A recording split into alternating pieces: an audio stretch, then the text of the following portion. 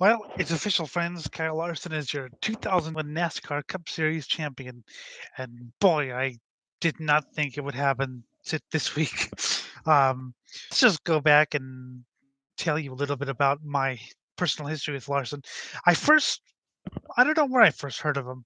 Um, I wasn't really I grew up watching Dirt, watching ESPN Thunder and TNN with USAC and World of Outlaws.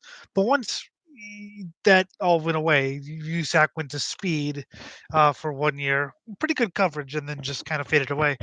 And I don't know where the hell World of Outlaws went. Outdoor Life Network, I think it was at one point in time, and occasionally you'd see like the Knoxville or the Kings Royal or the World Finals on Speed. But generally, I didn't keep up very much with what happened in the world of dirt racing. But I'd watch the Chili Bowl whenever it was on, or one day even paid for pay-per-view of it. And I kind of knew who some of the drivers were.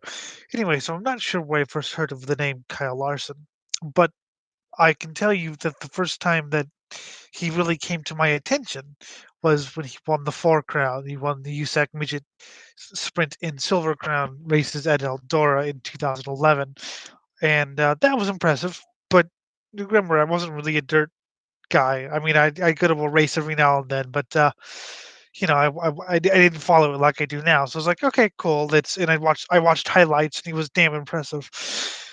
2012, we went to the Turkey Night Grand Prix, which was the first race on the dirt since I believe 1998. It was at Paris Auto Speedway then, and Mr. Larson dominated that race. And I was, wow, damn, uh, that's impressive. That was the year where he raced I believe it was the K&N. It was a Camping World or K&N. I think it was the K&N East Series. Won two races, and so there was some debate about whether or not he was going to head for stock cars or Indy cars, and clearly he chose stock cars. 2013, he ran some Xfinity. So I also saw him in the trucks as well in 2012, where he he led and was very competitive, but had very little luck. Anyway, in 2013, I first saw him at the All American Series, where he crashed his way to win. I thought that's a bit aggressive, and that since become an outlier. And he ran the Xfinity Series, no wins, but pretty competitive, and won a truck race at Rockingham, I believe. I'm going this all by memory, so don't. I have not used Racing Reference or a cheat sheet, so if I get any dates wrong, please feel free to tell me, and then piss off. Uh, 2014, we went to that was the first time I ever went to NASCAR at Sonoma. Carl Edwards won that race, uh, the Cup race, but that was Larson's first full-time year racing for Chip Ganassi Racing, and I got to see him race in the K&N West Series, where I believe he led all 64 laps and won the race. Uh, his first full-bodied stock car race on a road course. That's damn impressive. Didn't have many. He didn't win a race, but was pretty competitive in his first Cup year. Of course, we'll get back to this in a minute because I do want to address the Larson haters. Uh, 2015, what really got me was he won the Rolex 24, and unlike some people would say, his lap times were actually incredibly competitive. He won it with Scott Dixon, Jamie McMurray, and Tony Kanaan, if I believe, if I'm right. Anyway, he didn't have a very good year in 2015, only 10 top tens, and missed race because he passed out. That's not good. 2016, of course, got his first win. 2017 got four wins. 2018 got no wins. 2019 one win, and people were kind of wondering if the hype had been, a little bit much. I have my own things.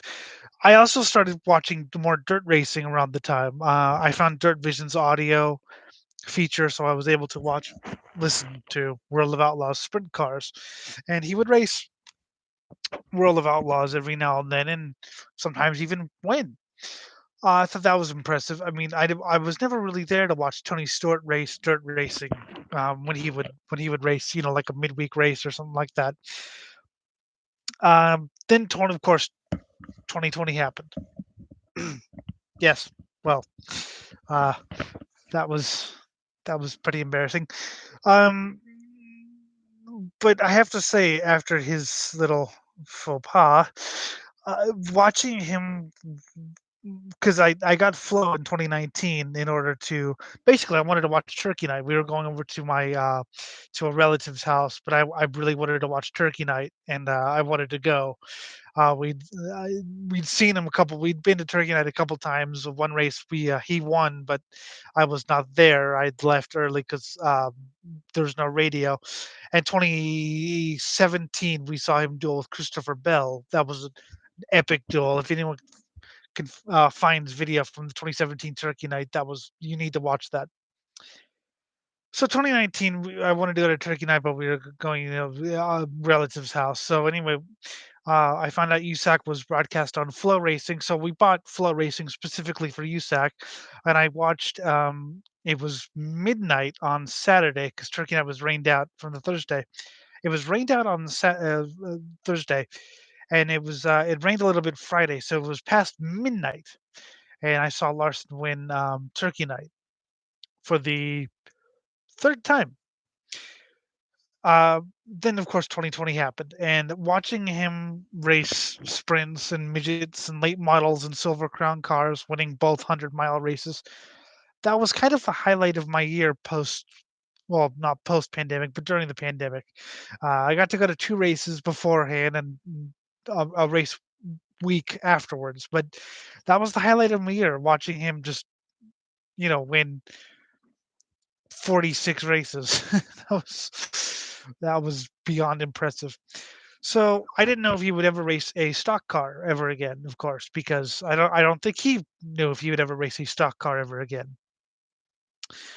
So then he gets the call from Hendrick, and I think Hendrick hasn't really been dominant like they were. Jimmy Johnson won in 2016, but yeah, Chase Elliott won the championship in 2020, but Hamlin and Harvick were the class of the field by far, and Chase just kind of happened to get lucky and also win the last two races. But I thought, well, hell, Larson. I always thought Larson was very under, not underrated, but underrated as a stock car driver. Ganassi, Penske always run hot and cold in NASCAR, but generally was up front. Ganassi was not a front running team. Uh, Marlin had the championship lead in 2002 for about, I don't know, over two-thirds of the season, but mainly down to consistency and not spectacular wins. And McMurray and Mears and Montoya had won a couple races, but Ganassi never really been a top level team. And Larson had given Ganassi his most competitive season in 2017 with 4 wins, and has is still, no matter how you slice it, the most successful driver that Ganassi ever had with Cup and Xfinity. The Larson haters, mainly stock car drivers, were saying, "Well, he's only won 6 races, and 4 of them were on 2-mile tracks." And I said, "Well, look at the cars he's given. He's given 20th place cars." Anyway, 2021 happened. I didn't expect him to win. I mean, I expected him to win some races, but I did not expect him to dominate right off the bat. I thought that this would be sort of warming up year, like Truex and like 2015 or so, before he and Furniture Row really clicked and won a championship in 2017. Boy, was I wrong. 10 races, 10 wins, 20 top fives, 28 top tens. Awesome. Uh, in incalculable, well, a very high number of laps led, which I should know, but again, I did not cheat before this live stream. This is just me going off the cuff. So he also won, of course.